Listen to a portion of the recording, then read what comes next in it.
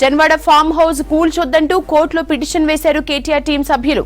FTL పరిధిలో ఉన్న కట్టడాల్ని Hydraa cool చేస్తుండటంతో కోర్టును ఆశ్రయించారు. ఫామ్ హౌస్ ని హైడ్రా కూల్చివేయకుండా స్టే ఇవ్వాలని కోర్టును కోరారు. బీఆర్ఎస్ నేత ప్రదీప్ రెడ్డి, రాష్ట్ర ప్రభుత్వం, హైడ్రా కమిషనర్ రంగారెడ్డి, శంకర్పల్లి రెవెన్యూ అధికారి, chief engineer, lake protection committee సభ్యుల్ని ప్రతివాదులుగా చేర్చారు. డీటెయిల్స్ సత్యం అందిస్తారు. సత్యం, జన్వాడ ఫామ్ హౌస్ పై హైకోర్టులో పిటిషన్ కి సంబంధించిన వివరాలు ఎట్లా ఉన్నాయి? బీఆర్ఎస్ వర్కింగ్ ప్రెసిడెంట్ కేటీఆర్ నివాసం ఉంటున్న జన్వాడ ఫామ్ హౌస్ని కూల్చొద్దంటూ బీఆర్ఎస్ నేతలు కోర్టుకు వెళ్లారు. దానిపై స్టే తీసుకునే ఒక ప్రయత్నం చేశారు. కానీ హైడ్రా దూకుడు పెంచింది. జంట జలాశయాలు ఎఫ్టీఎల్లో ఉన్న నిర్మాణాలను కూల్చుతూ గత వారం రోజులుగా అక్రమ కట్టడాలు ఎవరైతే నిర్మించారో వాటిని అన్నింటి కూడా వరుసగా కూల్చి ఇప్పటి వరకు గండిపేట చెరువు ఎఫ్టీఎల్ పరిధిలో ఉన్న దాదాపు 40 అక్రమ కట్టడాలను ఇప్పటివరకు హైడ్రా అధికారులు కూల్చారు. ఇక మొయినాబాద్లో 7 నిర్మాణాలను కూల్చారు. ఇక చందానగర్ పరిధిలో 3, అదేవిధంగా మొయినాబాద్లో మరో 7 అక్రమ కట్టడాలు ఎక్కడైతే జంట జలాశయాల్లో ఉన్నాయో వాటి ఎఫ్టీఎల్ పరిధిలో అక్రమంగా నిర్మించిన అన్ని కట్టడాలను వరుసగా కూలుస్తున్నారు. అయితే ఈ గండిపేట ఎఫ్టీఎల్ పరిధిలో ఉన్న జన్వాడ ఫామ్ హౌస్ కూడా కూల్చే అవకాశం ఉన్నట్టుగా గత కొద్ది రోజులుగా కూడా ప్రచారం జరుగుతుంది. అయితే ముందస్తుగా బీఆర్ఎస్ నేతలు ఆ పార్టీ వర్కింగ్ ప్రెసిడెంట్ నివాసం ఉంటున్న జన్వాడ ఫామ్ హౌస్ను కూల్చొద్దంటూ వారు కోర్టుకు వెళ్ళారు. కానీ అయితే ఎందుకు కూల్చొద్దనే ఒక చర్చ ప్రస్థానికి సాగుతుంది. ఎందుకంటే 311 జీవో అమల్లో ఉన్నాయి. అంటే జంట జలాశయాలను కాపాడడానికి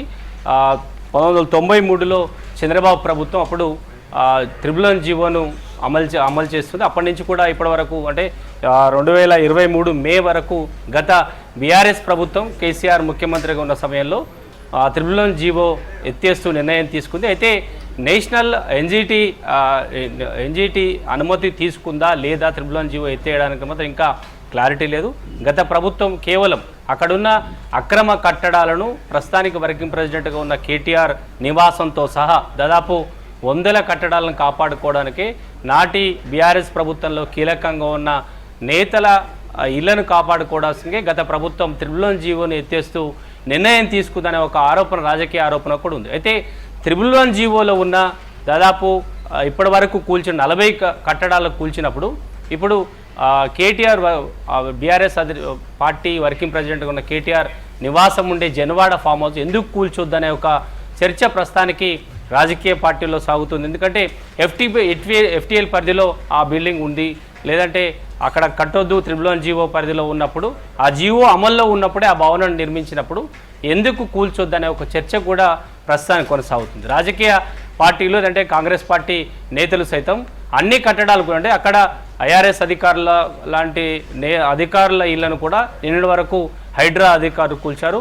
ఎఫ్టీఎల్ పరిధిలో ఉన్న అంటే జంట జలాశయాలు గతంలో దాదాపు 90 ఆ ప్రాంతాల్లో హైదరాబాద్కి తాగునీటికి ఆ 2 జంట జలాశయాలే ఎక్కువగా ఆధారపడేది. అప్పటి ఇటు గోదావరి కానీ ఇటు కృష్ణానది నుంచి ఎక్కడ తాగునీరు హైదరాబాద్కు వచ్చేది కేవలం ఈ గండిపేట చెరువు, అదేవిధంగా హిమాయత్ సాగర్, ఈ 2 జంట జలాశయాల నుంచి హైదరాబాద్కి తాగునీరు వచ్చేది. వాటి ద్వారా ఆ చుట్టుపక్కల నిర్మాణాలు చేపడితే హైదరాబాద్కు వచ్చే తాగునీరులో కలుషితం అవుతుందని అప్పుడున్న ప్రభుత్వం 311 జీవోను అమలు చేసింది. అయితే గత ప్రభుత్వం బీఆర్ఎస్ ప్రభుత్వం నాడు ముఖ్యమంత్రి ఉన్న కేసీఆర్ ఈ జీవేను ఎత్తివేస్తూ అక్కడున్న ఎఫ్టీఎల్ పరిధిలో ఉన్న అక్రమ కట్టడాలను కూల్చకుండా వాటిని కాపాడే ఒక ప్రయత్నం చేసిందని గతంలో కాంగ్రెస్ పార్టీ ఆరోపించింది. ఇక కాంగ్రెస్ పార్టీ అధికారంలోకి వచ్చిన తర్వాత రాష్ట్ర అంటే హైదరాబాద్ పరిసర ప్రాంతాల్లో ఉన్న చెరువులలో ఎక్కడైతే ఎఫ్టీఎల్ పరిధిలో ఉన్నాయో వాటిని ముందుగా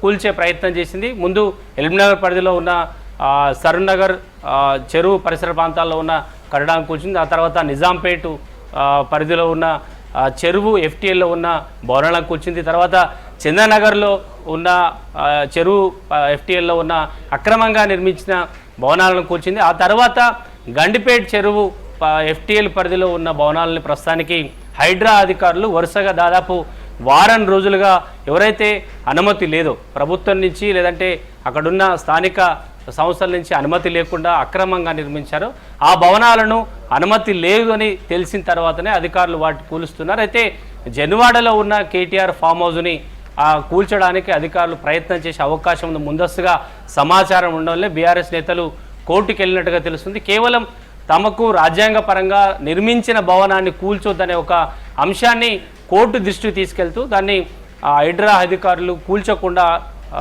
వాటిని అడ్డుకోవాలంటూ కూడా కోర్టుకు వెళ్ళారు. కానీ త్రిబుల్ జీవో అమల్లో ఉన్నప్పుడు ఆ భవనం నిర్మించారు.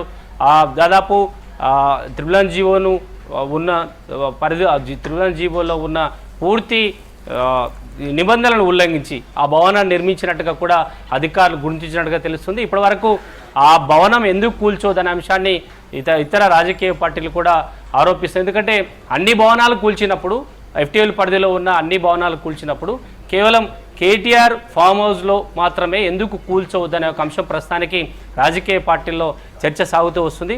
FTL పరిధిలో అక్రమంగా అనుమతులు లేకుండా నిర్మించిన అన్ని భవనాలను కూల్చేస్తామని ఇప్పటికే హైడ్రా అధికారులు చాలా స్పష్టంగా ఇచ్చారు. ఇప్పుడే కాదు, భవిష్యత్తులో చెరువు FTLలో ఉన్న అంటే కేవలం గండిపేట, హిమాయత్ సాగర్ లాంటి చెరువులే కాదు, హైదరాబాద్ పరిసర ప్రాంతాల్లో ఉన్న ఏ చెరువు FTL పరిధిలో భవిష్యత్తులో ఎవరు నిర్మించకుండా, ఒకవేళ నిర్మించిన రియల్ ఎస్టేట్ వ్యాపారం చేసే వ్యాపారాలు నిర్మించిన ఎవరు కొనకుండా భవిష్యత్తులో ఇలాంటి చర్యలు తీసుకుంటామని ఇప్పటికే రాష్ట్ర ప్రభుత్వం చాలా కఠినంగా వివరిస్తుంది.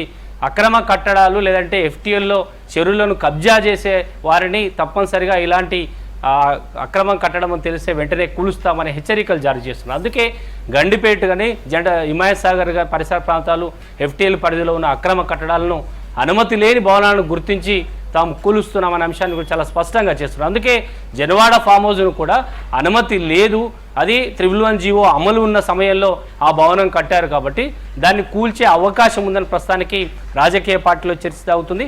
అందుకే బీఆర్ఎస్ పార్టీ నేతలు వర్కింగ్ ప్రెసిడెంట్ కేటీఆర్ ఫామ్ హౌస్ను కాపాడుకునే ప్రయత్నంలో భాగంగానే కోర్టుకు వెళ్ళినట్టుగా కాంగ్రెస్ పార్టీలో కూడా చర్చ సాగుతుంది.